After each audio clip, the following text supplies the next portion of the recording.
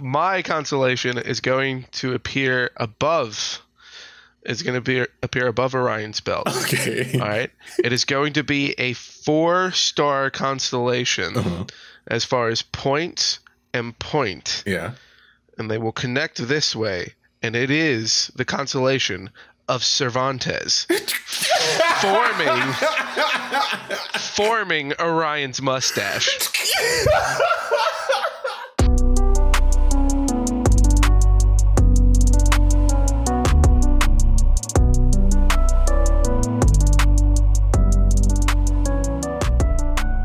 Welcome to Casuals of Runeterra, episode 18. I'm your host, Ryan, here with your other host, Hetch. And I have come to give all of us the blessing of Targon. It's happening. It's oh from my me, goodness, baby. it's happening. Yeah, Targon's the new region, and we're just going to hop straight into it because it's perfect that we finished up, our Ionian path leading up to this. So, we'll get into that a bit at the end. But at the top, we do housekeeping. So you can listen to us everywhere still. That hasn't changed. Follow us on Twitter to keep up with the episodes. It's the easiest way. That's at Podcast Core. That's spelled C-O-R. And you can also send an email to the same name at gmail.com. And leave a like, follow, subscribe, all that stuff. We always ask. And then as always, help a friend and show them the true beauty of listening to the Casuals of Runeterra podcast. At least your impersonation of Tark's voice isn't spot on. Otherwise, I would have left. This call would have ended and you would have been on this cast by yourself. State of the game. State of the game. So what are we playing? So I played a lot. I got to play a lot, actually. And that's good, right? Because we're coming towards the end of the Spirit Blossom event. I'm trying to farm petals, get to my cards without having to buy the battle pass. trying to play it free this time. We're free to play casual gamers here. I know, right? I know. Casuals of Runeterra.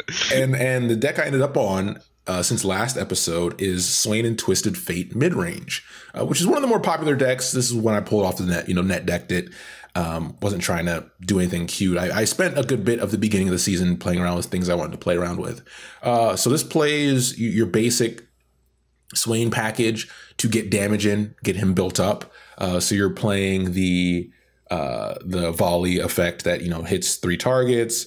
You're playing the 3-cost 3/2 that, generates a keg. You're playing the 2-cost that generates a keg. And then Twisted Fate in this deck actually does not function to be flipped. He's in there mainly for his 3 abilities, right? So he's a 4-cost with a lot of range to say, okay, do I want to draw this turn? Do I want to get those, do I want to attack everybody so I can get all those to build up Swain? Or do I just want to stun something so I can get my Swain in there and then destroy the backline? Pretty straightforward. It's a good deck. Nothing crazy going on there. I like that you mentioned that part with Twisted Fate, because I think a lot of people just kind of forget how good he is at just triggering Plunder. Yeah. It's maybe the Plunder is going to be a much bigger effect than actually working towards his level up. Not every Twisted Fate deck cares about leveling up Twisted Fate. Twisted Fate is a good card. That's why it costs 4 for a 2/2. All those effects are nuts. Hey, any card that has on the background 3 card effects behind it, it's gonna be good. That's just how card games work. Exactly. What are you playing? So I have just been digging deeper into my degeneracy because I got tired of trying to. I've got a couple dumb decks in the work and they're not working. So I retooled one of my Misfortune decks from doing Misfortune with Lucian, and I've switched it up with doing Misfortune with Garen. Yeah. And just been trying to rally and scout my way into victories. I had one game this last week where I had Garen on the field against a spider deck, and I had 2 copies of Single Combat in hand. Nice. And so I flipped Garen the very next turn. It was gross. I played him on a defensive turn and then just flipped him because it was just okay, before I even attack, I'm just going to Single Combat this Elise. Good job spending the rest of the game trying to deal with my Garen. And then getting that free rally off of Garen when you have a scout in play just means that Misfortune's going to level up ridiculously fast. Not even funny how fast you will level up. So but hopefully soon. I hadn't been playing as much as I should as far as to get new decks. So hopefully soon I'll dig in, really put my nose to the grind, and have something dumb to show. So we know that Garen is truly outrageous. Outrageous. Which is our main topic today. We're talking about Taric. So like we said, Targon's been announced as the next region. We'll have an episode where we'll talk about how they're releasing this expansion over the course of a couple releases, which is a cool concept that we haven't seen before. But for now, they've given us a couple cards and Taric to start off the release of characters. So more characters are being revealed daily. They do a good job with that. But we're going to start with the spell Gem. So not gems, it's just gem. You get one.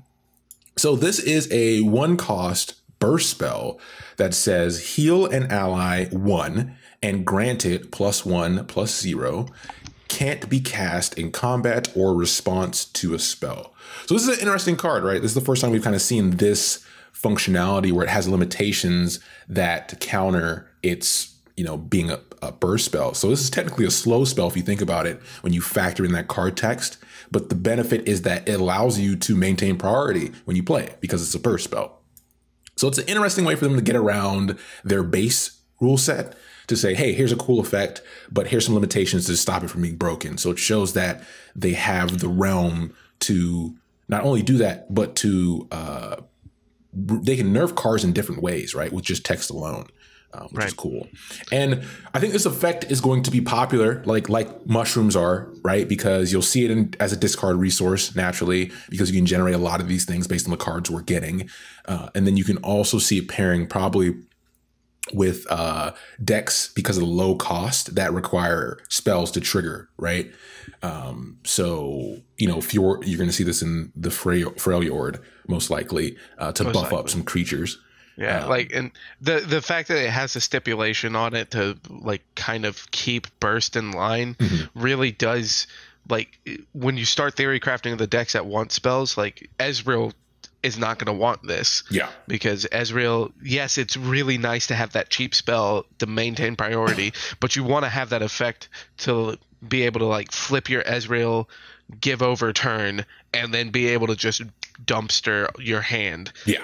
One, they go for the killing blow. Yeah. So, and Jim just already is balanced for that. It's nice that they're already just taking the initiative of okay. We're going to stop you right there. We have an idea of how this could be bad. Yeah. Let's get ahead of it. And they can always take the text off, right? And then leave the card as is. I'm going to see people are going to fall for that Ezreal trap naturally. But I think this effect definitely benefits quick attack creatures and overwhelm creatures, because overwhelm probably more, because the goal is to keep overwhelmed creatures alive. Doesn't matter how much health they have as long as they're alive, because you want the damage to get through, right? Face is the place, as we always say.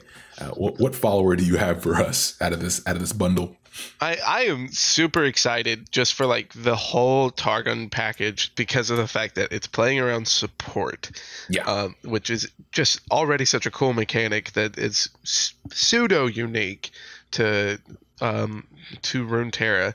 So looking at Mentor of the Stones, and it's a 3-mana 1/1. Everybody just hit the F key in chat. But it has support. Yeah. Grant my support ally +2/+2. And it also has Last Breath, create 3 gems in hand. It's a lot of gems. Which is a spell we just spoke about. And obviously 3-mana 1/1 is if you just are looking at that, you just grab that card, you throw it in the trash can, and you move on. But the fact that the support on this one is granting an ally +2/+2, the big word there is grant. That means that +2/+2 is permanent. Yep. So you get 1 attack off with Mentor of the Stones. It's already becoming a 3/3 for 3 mana as far as just effective stats, and it's spreading its stats out, as well as giving you the reward of gems when it dies, because it's 1/1. It's going to die. It's a really cool card, and I love that we're seeing a lot more support cards coming in, because that's just going to give a lot more fun into the ordering of your attacks and the way that you're also going to block. Like, what creatures are you going to prioritize killing over other ones? Because to that point, what we're seeing from these support cards is that you're going to have to be more proactive, and that's something that Runeterra pushes, which is why I really enjoy the game. Is that it wants you to interact with your opponent. It's kind of the opposite of Hearthstone, right?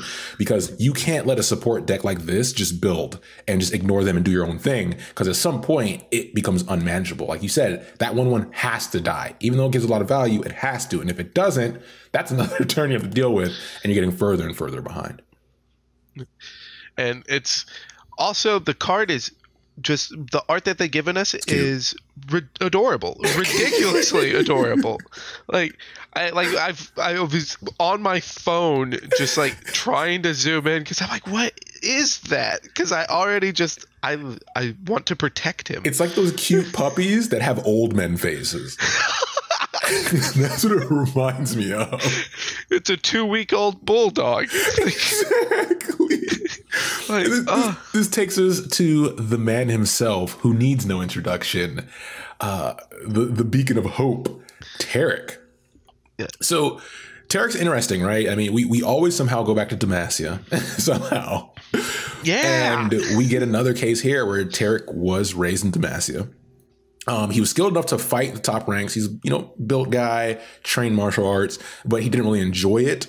His personality doesn't fit what the Demacian ideal is. He's more of like a self-sacrificial style, volunteer spirit. Like when I think about him, you read a story, it's definitely somebody you would think who does a lot of volunteering. He focuses on like people, not ideals. Demacia is about ideals and protecting those. So you can definitely see the conflict there. They talk about him volunteering it, with medics at hospitals, helping stonemasons, just helping people. But he also has an exploration side, right, that fits more like Quinn's style, where, he likes animals, he likes stargazing, he likes exploring and seeing what's out there, and not just in the sake of, conquering and victory and all that stuff. Even with all that going on, they still kept him in the order. And he ended up becoming a Dauntless Vanguard, which had just talked about in the past, that prestige. And he was assigned to protect a sword captain, or work with a sword captain in his regiment, until it went wrong. Sword captain was killed. Something always goes wrong. Everybody was killed. There has to be tragedy, right? It's just the way this works. The sword captain was killed. Taric's whole group along with them was killed, and he was the only one that survived. And then rumors started spreading of him essentially being negligent and roaming off or doing his own thing while all this was going on. We don't know exactly what happens, but we do know he does have some guilt, so something did go wrong. Exactly what that is hasn't come out yet. And Garen, being a true bro here, notices this. And we noticed that we talked about Garen where, he is the ideal Demacian soldier, but he recognizes people who fall outside of that. So like his sister, he understands that. Like, Lucian, Quinn, Taric here, where he saves him. He's like, okay, instead of executing him, let's sentence him to climb Mount Targon, which is essentially supposed to be an exile situation where it's like, hey, just go do it and just don't come back and we'll say you died. But he actually does it. And when he gets up there, he goes through this whole thing where he endures all these different visions that show his personality and his drive. And he ends up completing it, making it to the top where he's granted this magical power, and he ends up becoming the Shield of Valoran, or the aspect of protection, which I don't know if that plays into any celestial stuff. We'll get back there maybe later. But it's definitely cool to see that him become this essentially figure to not only protect individual people of Demacia, but now everyone in the world. Yeah, and it's good that you bring up the Celestials, because like the big thing as far as once Taric reaches the summit of Mount Targon is that there's definitely something deeper at play. Like, it's not like Garen's story where Garen is so driven within Demacia that it's just Demacia. Like, once he reaches the summit of Mount Targon, with whatever occurred there, he is getting to see the bigger picture of Runeterra. Yeah. And There's mysteries to unfold.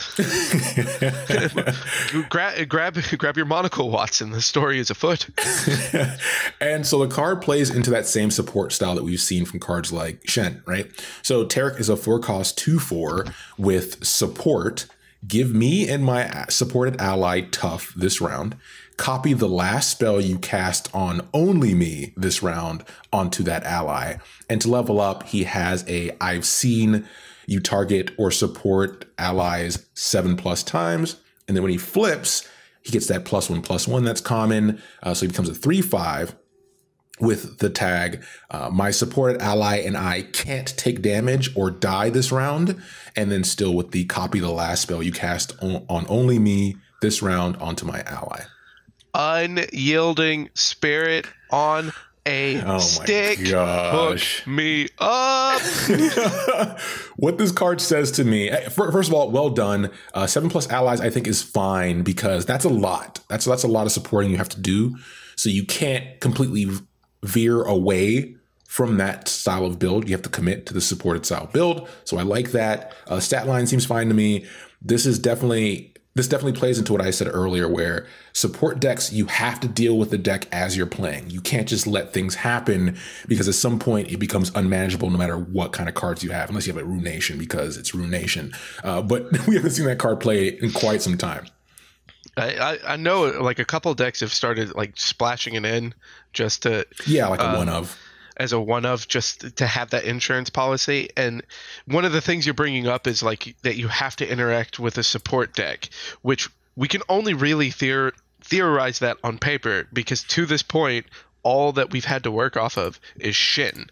Yeah. Like the support deck idea has not been supported.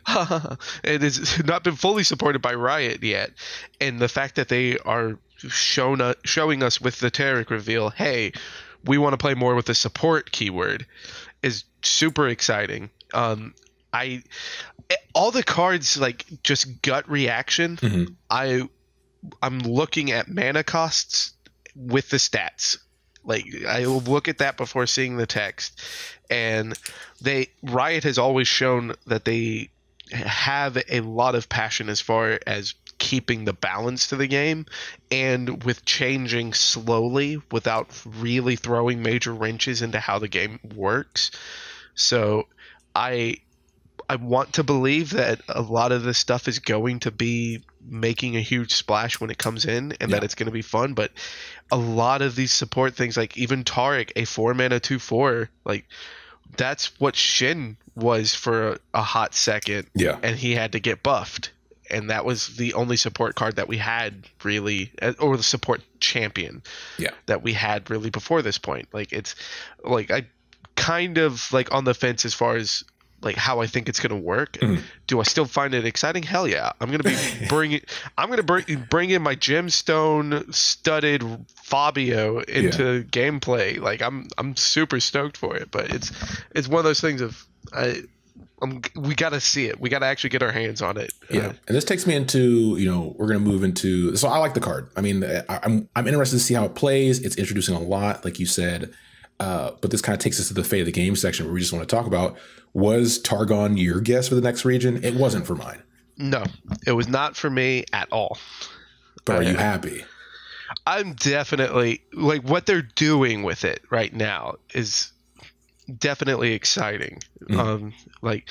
Initially I really wasn't that happy for it because my guess was going to be Shurima, and same here.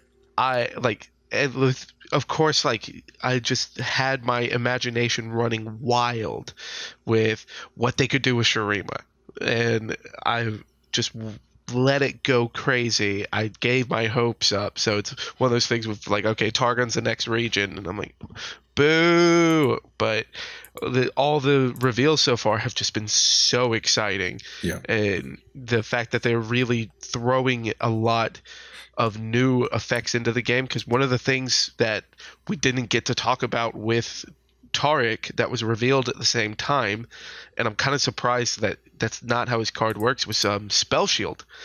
And Spell Shield being a mechanic that works very similar to Hexproof in Magic the Gathering, a an effect that lets your followers ignore a spell, or essentially just like cancel out a spell that can't be targeted. Like I would have thought that Taric would have had that. And like they're showing that they've been putting a lot of work into this, and that the logical steps aren't the right path, and that's going to be my story that I'll stick to until I see otherwise. But it's I want to see more. I want to see more. Like the fact that I want to see more is a good sign, regardless of how butthurt I am. You know what we always have more of is that part of the episode where I have a challenge for Hetch. Hetch has left the call. Hetch has left the call. So this week, once again, we're gonna keep it themed. You have to name a constellation, your own. So you're gonna create your own constellation and then describe what it is, because that's the theme they went with. So as always, as a courtesy, as the host, I will do mine first. So mine is the Sash of Argon, and it sits right below Orion's Belt. Okay. But it's smaller, so it's only 2 stars instead of 3.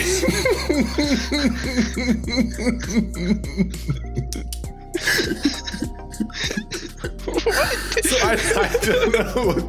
It came to me in a dream. It was truly, truly outrageous. All right. Luckily, my brain is ready for this one. You're always. I'm gonna get you one of these days. My brain is ready for this one. All right. All right, because my constellation is going to appear above.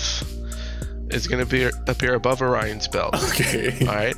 It is going to be a 4-star constellation as far as points and point. Yeah. And they will connect this way, and it is the constellation of Cervantes, forming Orion's mustache. At me, son.